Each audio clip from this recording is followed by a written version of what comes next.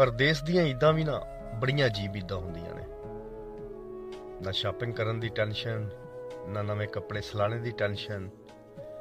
ਈਦ ਵਾਲੇ ਦਿਨ ਸਵੇਰ ਉੱਠ ਕੇ ਜਿਹੜਾ ਸੂਟ ਹੱਥੇ ਲੱਗਦਾ ਹੈ ਪਾ ਕੇ ਤੇ ਈਦ ਦੀ ਨਮਾਜ਼ ਪੜ੍ਹਨ ਟੁਰ ਜਾਂਦੇ ਹਾਂ। ਕਿਉਂਕਿ ਨਵੇਂ ਕੱਪੜਿਆਂ ਤੋਂ ਬਗੈਰ, ਸ਼ਾਪਿੰਗ ਤੋਂ ਬਗੈਰ ਤੇ ਈਦ ਗੁਜ਼ਰ ਜਾਂਦੀ ਹੈ। ਈਦ ਅਗਰ ਨਹੀਂ ਗੁਜ਼ਰਦੀ ਨਾ ਤੇ ਆਪਣਿਆਂ ਤੋਂ ਬਗੈਰ ਨਹੀਂ ਗੁਜ਼ਰਦੀ। खुदा दी कसम खुशकिस्मत ने वो लोग ਜਿਹੜੇ ईद वाले दिन अपने घर अपने दे नाल ईद गुजारते ने। सुबह उठते ने, अपने माँ बाप का चेहरा देखते ने, अपनी माँ के हथ का पक्या खाते ने। ते इत्थे परदेसां दे विच ना ते अपने माँ बाप का चेहरा देखना नसीब होंदा ते ना माँ के हथ का पक्या खाना नसीब होंदा। वतन छुड़ाया मजबूरियां